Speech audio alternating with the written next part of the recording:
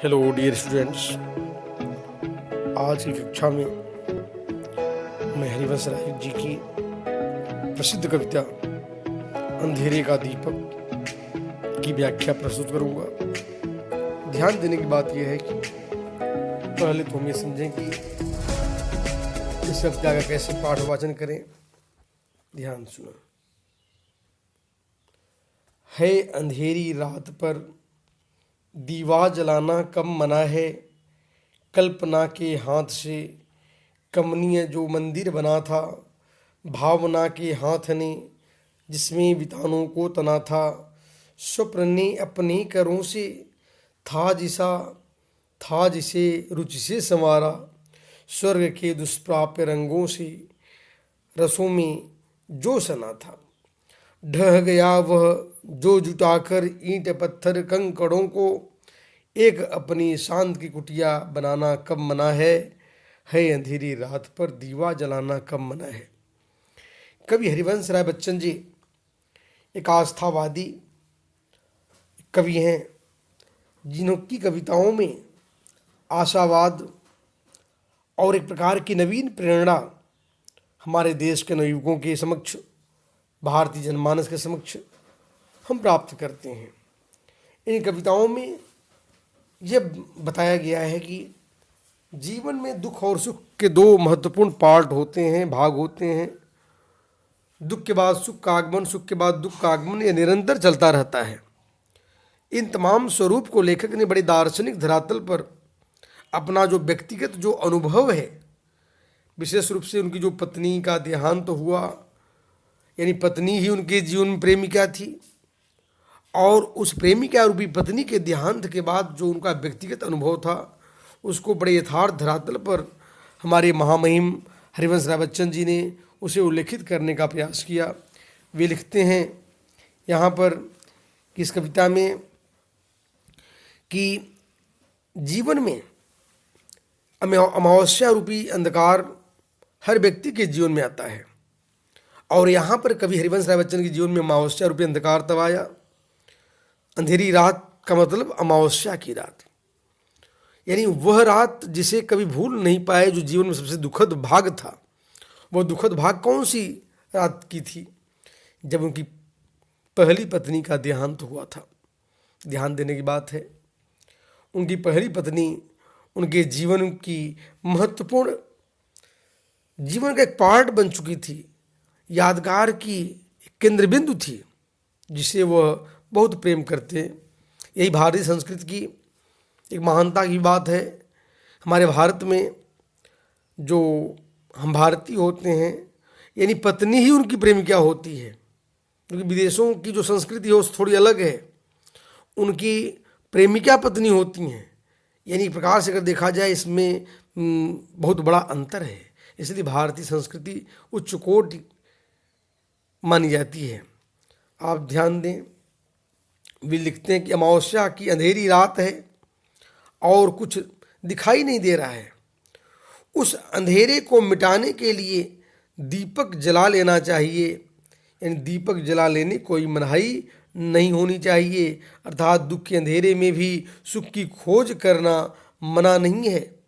अपनी मनोरम कल्पना को संवार कर, ध्यान दें, कल्पना के हाथ से कमनीय जो मंदिर बना था, यानी जो अपने जीवन का भव्य इमारत जो उन्होंने तैयार किया था, उसमें तमाम कल्पनाओं का योगदान था, स्वप्नों का योगदान था, और उसी के आधार पर वो अपना मनोहर दिव्य भवन बनाए हुए थे। यानी उन्होंने जो प्रिय घर की रचना की थी, उस दिव्य भवन में वह कहते हैं भावना के हाथ से जिसमें वितानों को तना था, जिसमें तमाम भावनाएं थीं।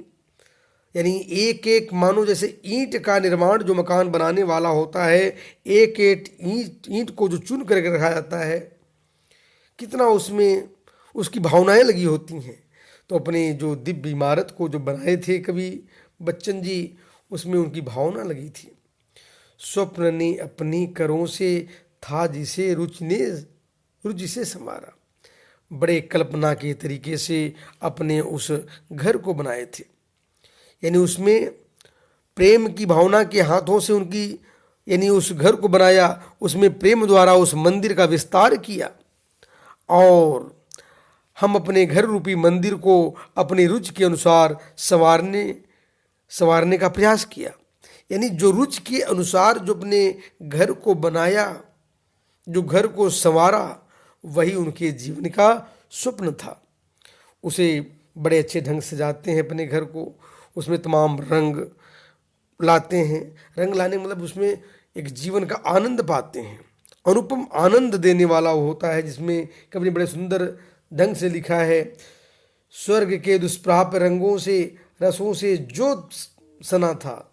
यानी स्वर्गीय सुख, जिस स्वर्गीय सुख को कोई प्राप्त नहीं कर सकता है, अप्राप्य होते हैं, दुष्प्राप्य होते हैं, जिसे आसानी से हम प्राप्त नहीं कर पाते हैं, ऐसे सुखों के भाव उस घर में विद्यमान था उनके। वे कहते हैं, प्रेम के रस से सरोबार घर मनुष्य को आत्मिक आनंद से भर देता है। यदि किसी कारण से वह ढह जाए तब उसे नए घर का निर्माण कर लेना चाहिए। पत्थर ईंट कंकड़ों को जोड़कर फिर से एक शांति की कुटिया बना लेनी चाहिए। अंधेरी रात हो जाने पर एक दीपक जला लेने से जो अंधकार है मिट जाता है। कवि ने कितने सुंदर भाव में वो बताने का प्रयास किया कि जब रात में दुख हो जाए, यानी जीवन में जब दुख का अंबार हो जाए, उसमें कल्पना रूपी सुख का आनंद के सहारे जीवन जी लेने का ही नाम होता है। ध्यान दें। अब हम दूसरे अवतरण की व्याख्या की ओर।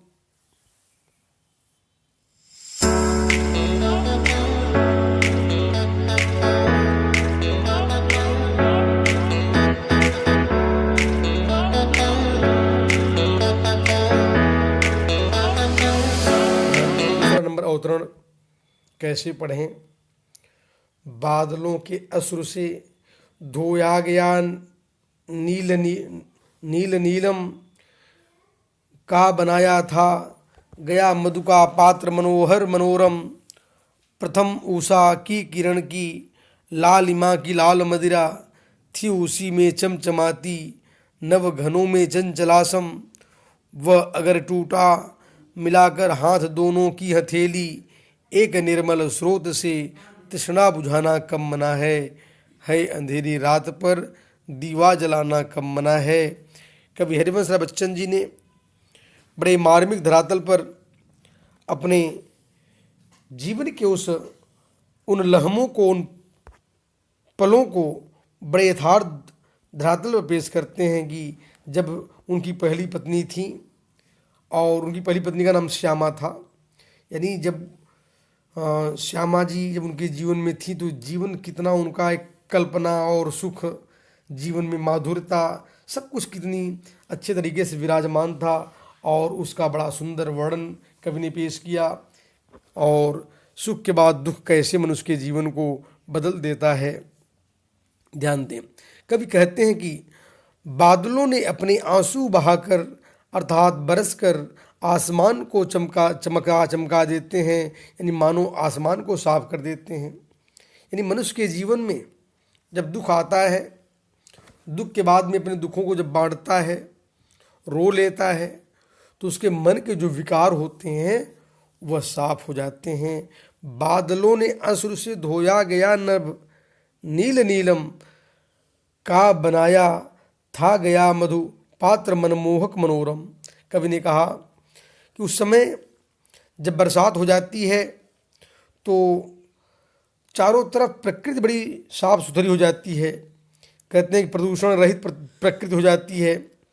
पूरी पृथ्वी पर जो धूल के कण, जो तमाम जो चीज़ें थीं वो दूर हो जाती हैं। इसलिए कवि ने कहा कि मधुपात्र मनमोहक मनोरम, जैसे मधुर पात्र हो, सुंदर पात्र हमारे सामने विराजमान हो। आकाश का रंग नीला प्रतीत होता है, यानी आकाश खूबसूरत हो, नील मणि के मधुपात्र के निर्माण किया गया हो, अत्यंत सुंदर और मनमोहक पूरी प्रकृति, पूरी आकाश दिखलाई पड़ती है।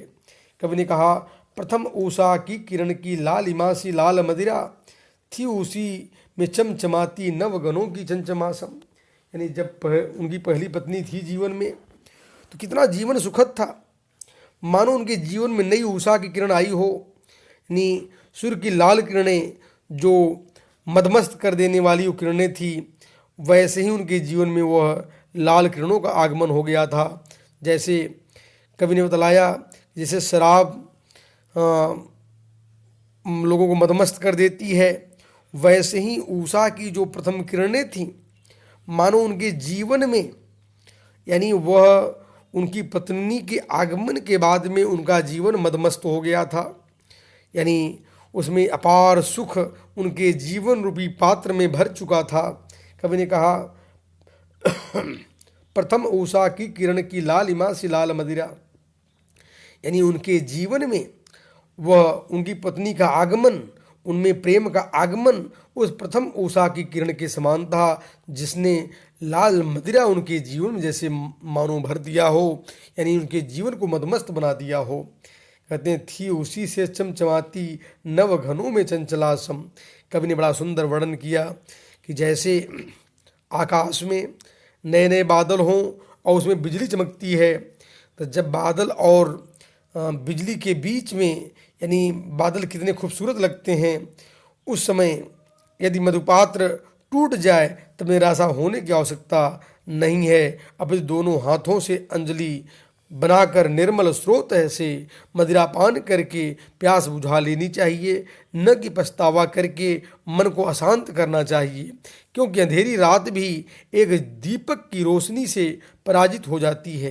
कितना सुंदर जीवन के स्वरूप को कवि ने मूल्यांकित किया प्रकृति के माध्यम से, यानी जीवन में कितना सुंदर बात कही, वह अगर टूटा मिलाकर हाथ दोनों की हथेली, एक निर्मल स्रोत से तृष्णा बुझाना कब मना है। यानी जीवन में जब महत्वपूर्ण पात्र टूट जाए तो उसमें दोनों हथेली में लेकर के वो प्रेम रूपी मदिरा से पान कर लेना और अपनी प्रेम की प्यास को बुझा लेना, इसमें कोई मनाही की बात नहीं है।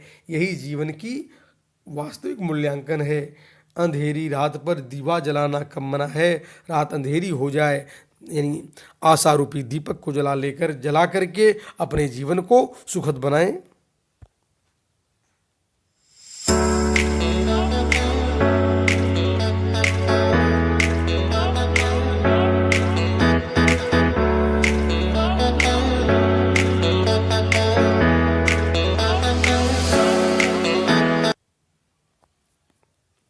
तीसरे नंबर अवतरण को पहले हम ध्यान से पढ़ें।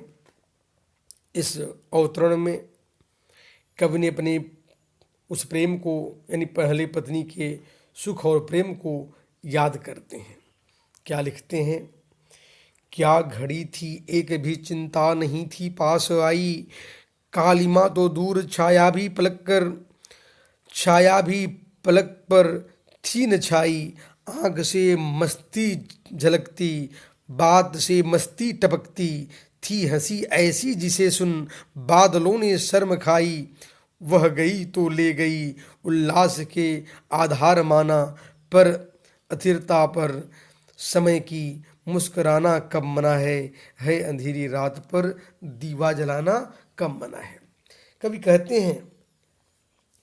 कहते हैं जब उनकी पत्नी जीवित थी उस समय कोई चिंता नहीं थी, दिन रंग बिरंगे पलों से व्यतीत हो रहे थे, कालिमा अर्थात निराशा का भाव जीवन में छू भी नहीं पाया था, दुखों की छाया भी आँखों की पलकों पर कभी दिखाई नहीं दी थी, आँखों को झपकने में भी मस्ती ही थी और उनकी एक एक बात से मस्ती और अपूर्व आनंद मानो टपक रहा था।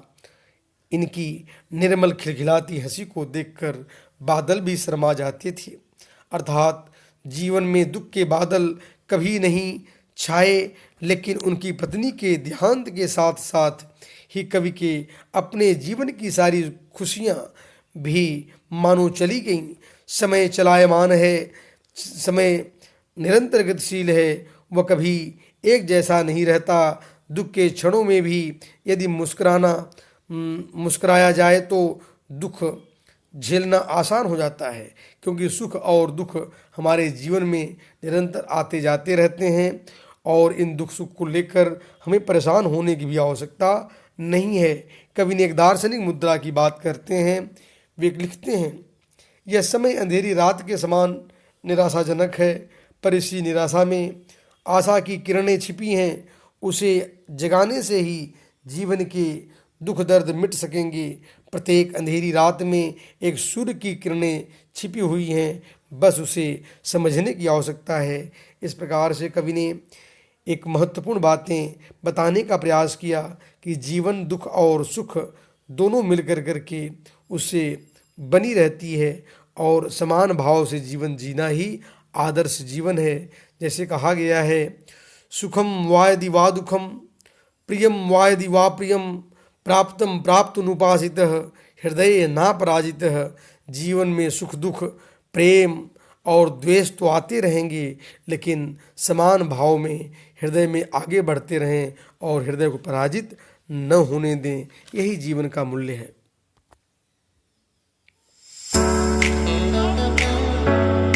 अब मैं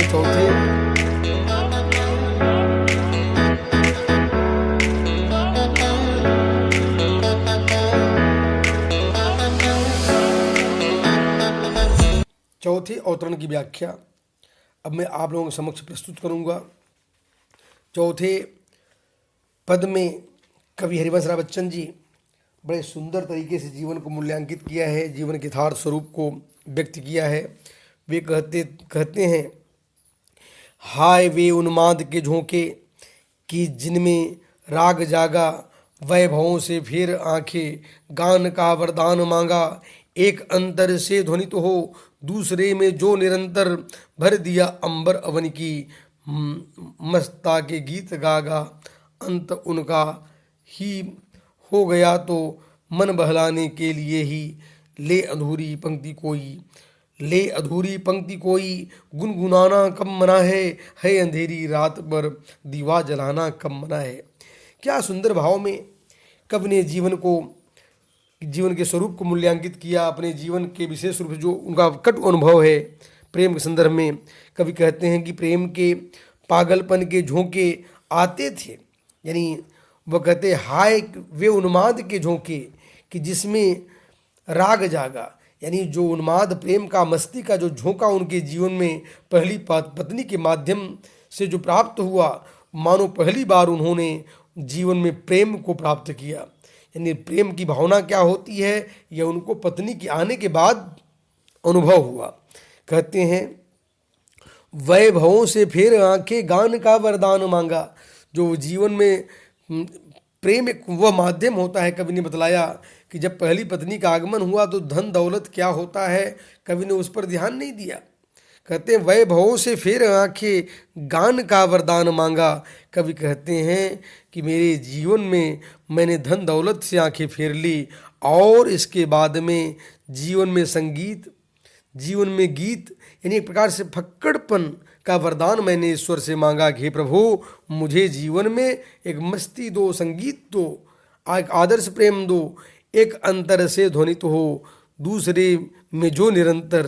कवि ने कितने सुंदर भाव में कहा, उसको लिखते हैं कि उनके मन में जो प्रेम भाव जो झंकृत होता था, जो ध्वनि उत्पन्न होती थी, वह ध्वनि अनायासी उनकी पत्नी के हृदय में पहुंच जाता था। यानी पत्नी के हृदय में जो प्रेम की भावना उत्पन्न हुई वह उनके हृदय में आसानी से पहुंच जाता था। क्या सुंदर भाव लिखे पुरानी बातों, एक अंतर से ध्वनित हो दूसरों में जो निरंतर, यानी एक हृदय में, अंतर माने हृदय, एक हृदय में जो प्रेम का अनुभव जो जगा, प्रेम की जो तरंगें निकली, वह दूसरे हृदय में आसानी से पहुंच जाया करता था। कवि कहते हैं, भर दिया अंबर अवन की मस्ता के गीत गागा। कवि ने कहते हैं प्रेम के गीतों ने धरती से आसमान तक को झंकृत कर दिया। यानी वह प्रेम का जो गीत उन्होंने गाया वह मानो आकाश और पृथ्वी तक चारों तरफ पहुंच गया। उनके मन का प्रेम विश्व में बांटने के लिए प्रेम पूर्ण गीतों की रचना की और जिनसे चारों तरफ मस्ती टपकती थी। प्रेमिका के चले जाने के साथ ही वे भाव भी तिरोहित हो गए, मानो वह प्रेम में कमी आ गई। प्रेम के नवीन गीतों की रचना भले ही न हो सके, पर मन बहलाने के लिए उन पुरानी यादों से भरी एक गीत की पंक्ति को गुनगुनाने से अपने आप को नहीं रोकना चाहिए, क्योंकि उन पुराने गीतों के एक पंक्ति के माध्यम से जीवन में सुख की प्राप्ति हो सकती है। क्योंकि आज के दर्द भरे क्षणों में विगत सुख को याद भी दुख को झेलने का संबल देती है। कवि ने कहा कि मन बहलाने के लिए उन पुराने गीतों को एक अधूरी पंक्ति गा लेने से अगर जीवन में सुख की अनुभूति प्राप्त हो जाती है, तो हमें निश्चित रूप से वह पुराने गीतों के, यानी जो प्रेम के गीत अपनी पत्नी के साथ कवि ने गाया था, उन पुराने गीतों की एक प्रेम की पंक्ति गा लेने से अगर मतलब कि जीवन में अगर सुख की किरणें आ जाती हैं, अगर जीवन बहल जाता है, तो उसे एक गीत की एक पंक्ति गा लेने से हमें अपने आप को वंचित नहीं करना चाहिए। अब मैं अगले अवतरण की व्याख्या की ओर बढ़ूंगा।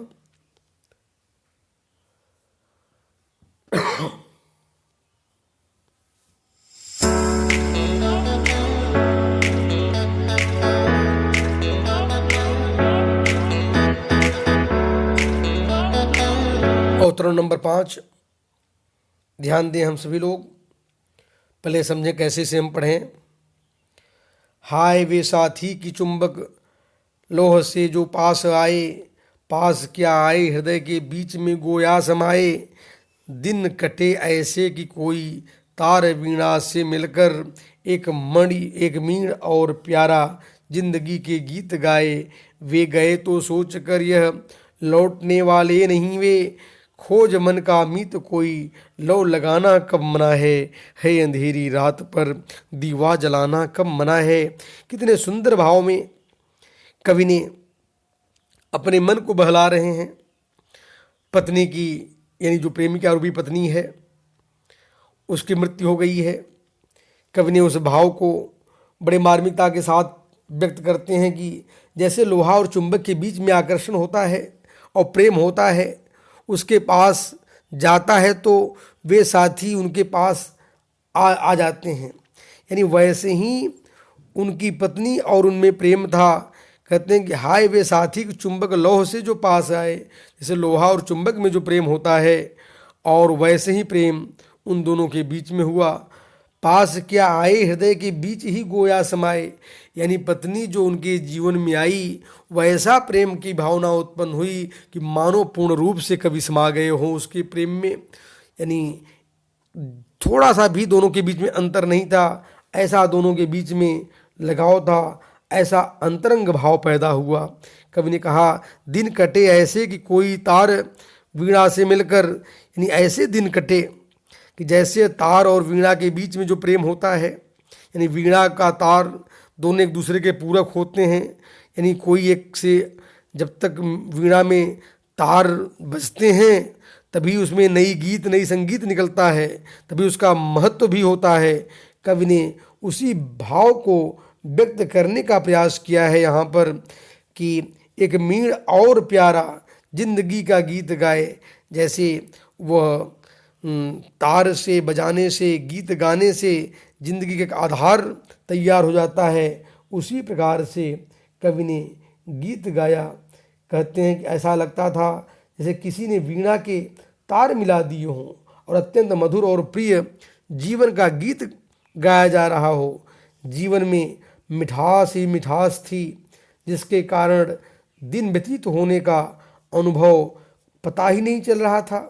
उनके ऐसे स्थान पर चले जाने से जहाँ से वे लौट कर आने वाले नहीं हैं, मन उदास हो गया।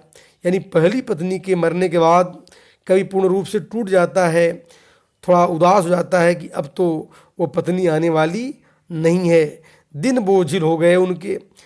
ऐसे में यदि मन का दूसरा मीत खोज कर उनसे मन लगा लिया जाए तो उसमें मनाही कौन सी है।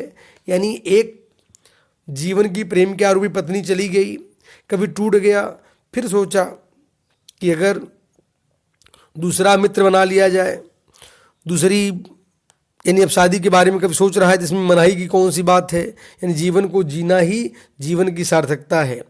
जीवन निरंतर अपनी गति से चलता रहता है। अंधेरी रात में दीपक जला लेना, रोशनी जीवन में डाल लेना, यह एक आशावादी जीवन को हमारे दिखाने का प्रतीक है, क्योंकि यह सूर्य के उजाले को याद दिलाता है और मनुष्य को एक मानसिक तथा मनोवैज्ञानिक सहारा देता है। जीवन जीने का नाम है और न कि पल पल घूंट घूंट कर मरने का। इसलिए कवि ने यानी अपने जीवन में एक नई उत्साह और नई उमंग देने का प्रयास करता है।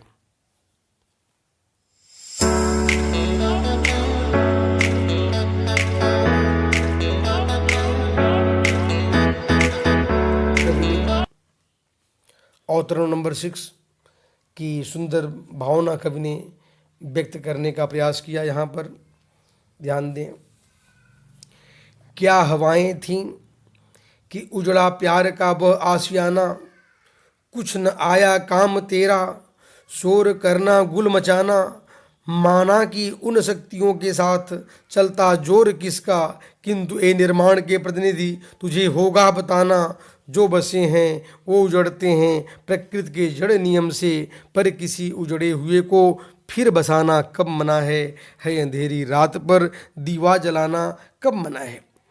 उन पुरानी बातों को, पुराने प्रेम को और पहली पत्नी की यादों को बड़े मार्मिकता के साथ कवि ने व्यक्त करने का प्रयास किया।